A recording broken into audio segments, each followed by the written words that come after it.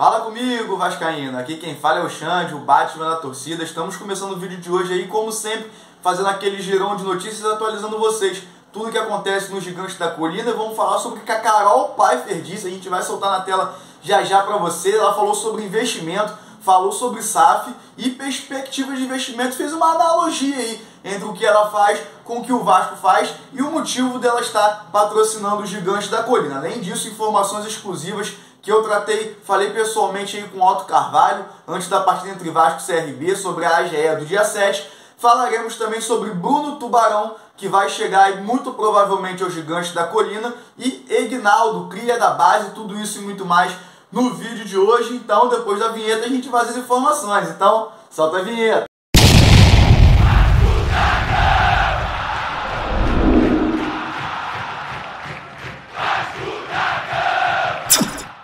Vinheta já rodou, vou falar um pouquinho para vocês a respeito da SAF. A SAF vai acontecer no dia 7 de agosto.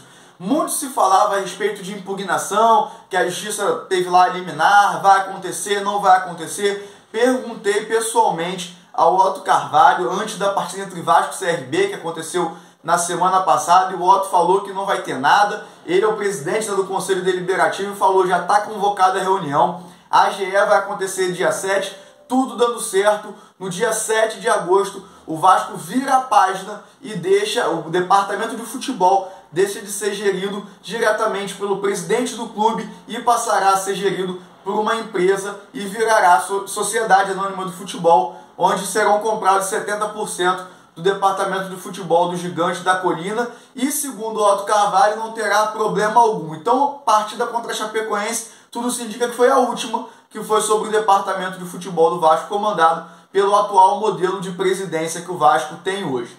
E falando também a respeito de SAF, 777, a Carol Pfeiffer usou o Vasco para fazer uma analogia como modelo de investimento, e eu vou soltar na tela para vocês aí o que a Carol Pfeiffer disse em postagem no seu Instagram.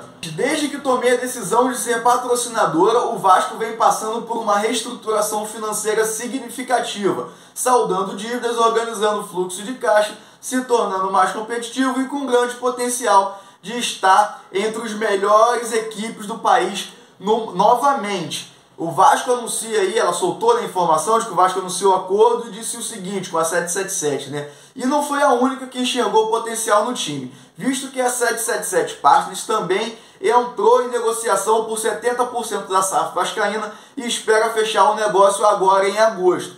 E ela foi além. O Vasco pode ser comparado a uma empresa sólida no mercado e que está passando por um ciclo de baixa, mas não quer dizer que seja um mau investimento ou que não esteja gerando resultados.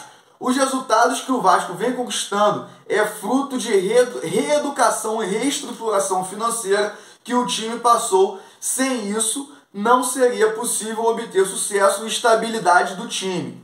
E aí foi isso que ela falou, tendo como analogia aí um modelo de investimento que ela tem e aquilo que pode dar certo, já que ela é dona da empresa Shark Tank, que faz aí investimentos em modo geral, né? Ela explica modelos de investimento e fez uma analogia entre o Vasco e o modelo de investimento que ela costuma trazer, que é o modelo de investimento que vem para poder dar certo, dando a entender que a 777 é algo que vai ser produtivo para o Vasco e vai ser benéfico para o Gigante da Colina. Agora, falando a respeito de contratações, jogadores que vão chegar, que não vão chegar, vamos falar aí sobre Gustavo Maia. Quem é Gustavo Maia? Jogador que hoje está no Inter emprestado, mas pertence ao Barcelona B. Tinha muita expectativa nele quando ele ainda era um pouco mais jovem, né? Jogou na Seleção Brasileira Sub-20, mas o fato é que Gustavo Maia não virá mais para o Vasco, a negociação melou, então esse atleta não fará mais parte do Gigante da Colina. Agora vamos falar a respeito de Bruno Tubarão. Para quem não conhece, Bruno Tubarão é um jogador que nesse momento ele joga pela equipe do Bragantino, é um atacante que joga pelas pontas, tem 27 anos, 1,80 m, prefere jogar pela ponta esquerda. Esse ano participou de 9 jogos pela equipe do Bragantino, porém teve poucas oportunidades. Esses jogos ele foi no banco, ele participou só de 25% dos jogos da equipe do Bragantino, não está tendo oportunidade, quer sair. O passe dele é avaliado em aproximadamente 500 mil euros, mas pode ser que chegue de graça no Gigante da Colina, porque essa é a vontade do jogador. Tá na tela para vocês aí os clubes em que o atleta passou. Ele jogou aí no Sampaio Corrêa do Rio, Cabo Friense, Boa Esporte de Minas, até que foi pro Red Bull, né? O Bragantino ainda era Bragantino, e ele fez parte da campanha do acesso do Bragantino e se manteve no time.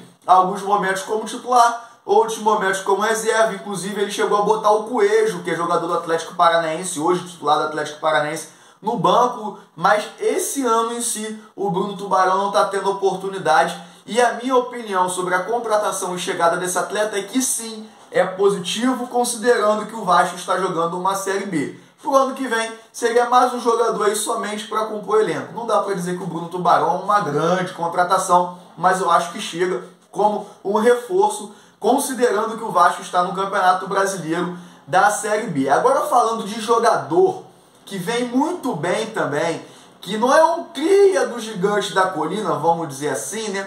É o Egnaldo. Egnaldo é um jogador que veio lá do interior do Maranhão, com 16 anos, não passou por divisão de base nenhuma. O Arte Sul, que foi quem descobriu o atleta, o Arte Sul de Nova Iguaçu, e aí ele foi lá para Nova Iguaçu, teve bons jogos, em pouquíssimo tempo foi pro profissional do Arte Sul. O Vasco viu, descobriu o jogador e brigou. Por quê? Botafogo, Fluminense, Flamengo e Vasco fizeram proposta pelo garoto. Só que a diferença do Vasco para os outros é que os outros queriam que ele fosse para fazer testes e quem sabe assim entrar na divisão de base. O Vasco não. O Vasco chegou para ele, ó, vem para cá que você vai entrar direto na divisão de base. E assim foi. Atleta de 17 anos, chegou direto no sub-20 do Vasco. Rapidamente virou titular, virou artilheiro do time, teve participações na seleção brasileira sub-20 nos treinamentos e veio para o Vasco agora para poder ficar de vez, já que ele agora vem entrando, já meteu o gol contra o CRB, entrou na última partida, botou fogo no jogo, foi melhor do que o Raniel. E eu deixo a pergunta para vocês aí, Egnaldo merece nesse momento já a titularidade do Gigante da Colina?